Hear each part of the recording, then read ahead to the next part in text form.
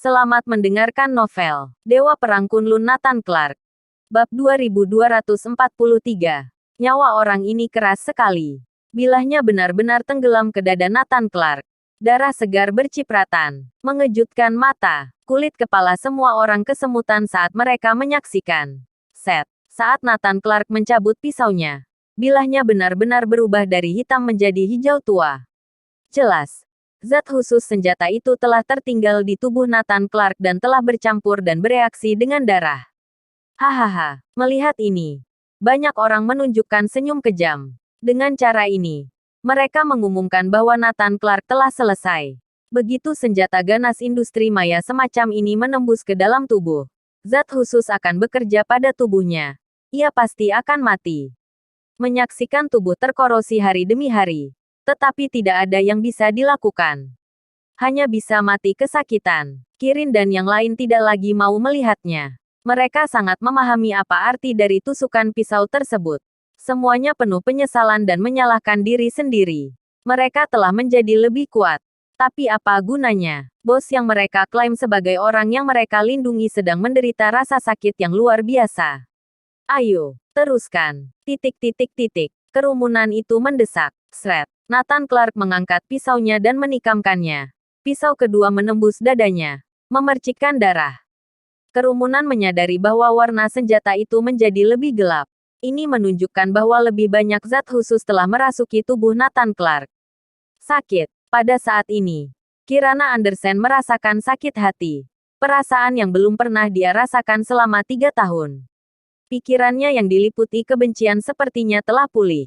Bos. Guru, Dewa Iblis, Kirin dan yang lain berteriak dengan sedih. Tapi Nathan Clark tidak membiarkan mereka ikut campur. Saat ini, mereka juga mengerti maksud Nathan Clark. Dia ingin menanggung segalanya untuk istrinya. Dewa Iblis Megam memahami segalanya dengan lebih baik. Bukan karena Nathan Clark tidak bisa menanganinya. Tapi dia memiliki tanggung jawab. Tikaman ketiga. Tikaman keempat. Total sudah 60 tikaman. Nathan Clark sudah penuh dengan luka. Darahnya sudah lama membasahi. Tubuhnya dibanjiri darah. Ratusan ribu orang yang hadir menyaksikan keseluruhan proses tersebut. Semua orang tidak terkecuali. Mereka semua merasakan sakit dan siksaan yang luar biasa. Dan mereka semua membayangkan bagaimana rasanya ditusuk oleh begitu banyak pisau secara beruntun. Tidak akan tahan, mungkin akan mati kesakitan. Belum lagi pisau ini merupakan senjata khusus industri maya yang lebih menyakitkan dan menakutkan. Setiap orang memikirkan fakta bahwa jika saraf nyeri tidak dihilangkan, hanya sedikit orang yang dapat bertahan. Tapi ekspresi Nathan Clark tenang. Dia bahkan tidak berkedip. Seolah bukan dia yang ditikam. Pria sejati. Benar-benar pria sejati. Meskipun kekuatannya rata-rata, tapi hanya sedikit orang yang bisa dibandingkan dengannya dalam hal ini. Nathan Clark juga menaklukkan banyak orang. Lanjutkan. Sekujur tubuhnya penuh luka. Tidak ada tempat untuk ditikam lagi. Terlihat Nathan Clark menikam pada luka sebelumnya. Nathan Clark mengatupkan giginya dan membeku tanpa mengeluarkan satu suara pun. Tetapi orang lain yang melihat tampak tidak nyaman dan merasakan kesemutan di sekujur tubuh mereka. Sungguh kejam. Tikaman demi tikaman menusuk di atas lukanya. Tidak sanggup melihatnya lagi. Bahkan Andrew Clark dan yang lain tersentak. Jelas, mereka tidak bisa melakukan hal sekejam Nathan Clark. Tapi hati mereka merasa puas. Melihat Nathan Clark tersiksa seperti ini membuat mereka merasa sangat senang. Siapapun akan senang melihat mantan raja menderita seperti ini.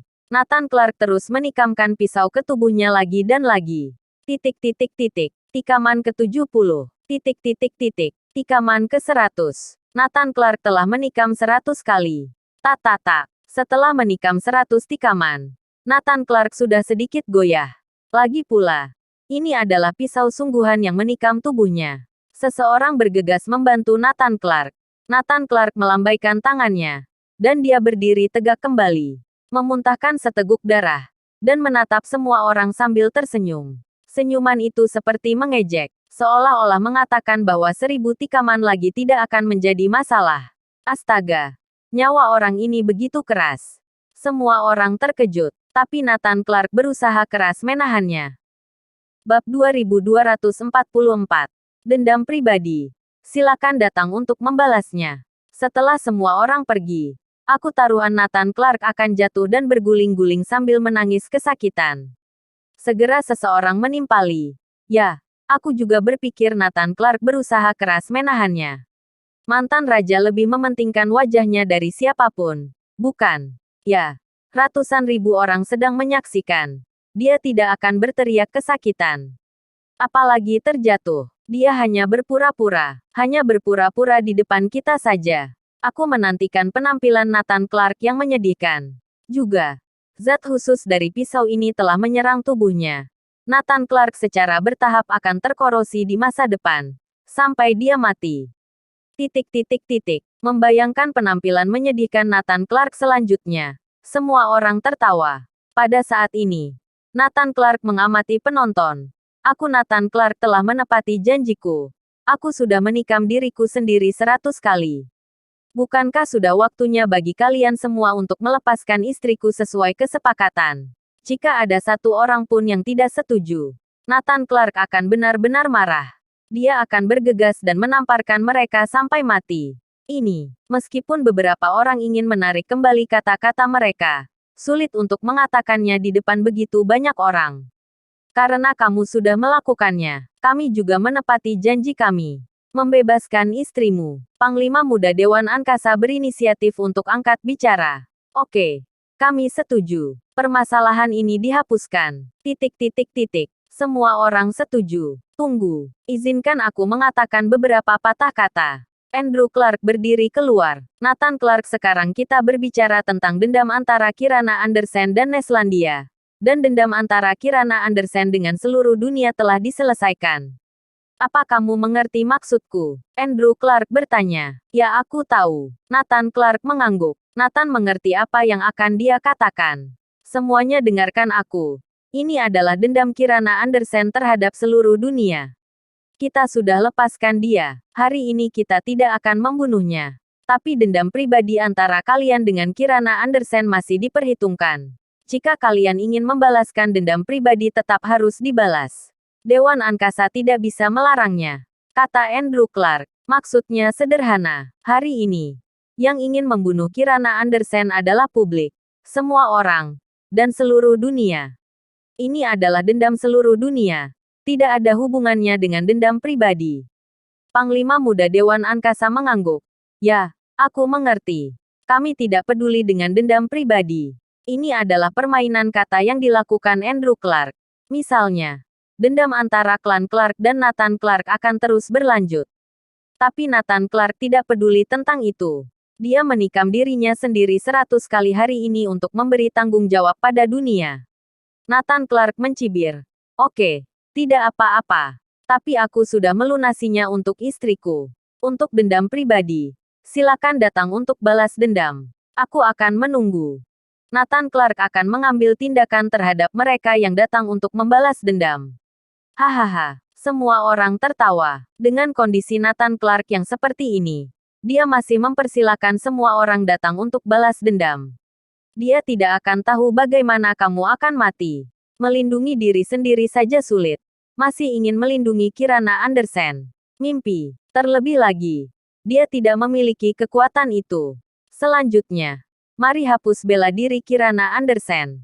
Agar adil, biarkan Dewan Angkasa yang melaksanakannya. Andrew Clark dan yang lain tentu saja tidak akan lupa untuk menghapus bela diri Kirana Andersen. Aku akan melakukannya. Pada akhirnya, Panglima Muda Dewan Angkasa secara pribadi menghapus seluruh kekuatan Kirana Andersen. Namun, melihat Kirana Andersen memuntahkan darah, Nathan Clark justru merasa tenang. Hal ini akan membuat Nathan bisa mengembalikan kekuatan asli Kirana Andersen. Oke, tujuan semua orang telah tercapai. Hukuman untuk Kirana Andersen dan Nathan Clark sudah cukup. Panglima Muda Dewan Angkasa berteriak. Ratusan ribu orang pergi secara berangsur selama setengah jam. Hampir semua orang telah pergi. Tapi Nathan Clark dan yang lain tahu betul bahwa banyak orang yang terlihat pergi. Tetapi mereka sebenarnya bersembunyi, mengawasi Nathan Clark sepanjang waktu. Di antara mereka ada banyak musuh Nathan Clark dan kenalan lamanya. Mereka ingin melihat berapa lama Nathan Clark bisa bertahan. Mereka ingin melihat penampilannya yang lebih menyedihkan. Namun, Panglima Muda Dewan Angkasa dan mereka yang berstatus bangsawan seperti Andrew Clark telah benar-benar pergi.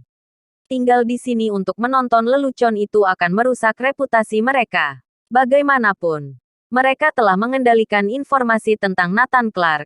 Akan ada lebih banyak kesempatan di masa depan untuk mempermalukan dan menyiksanya. Haha, Nathan Clark sudah akan menunjukkan wujud aslinya. Bersambung.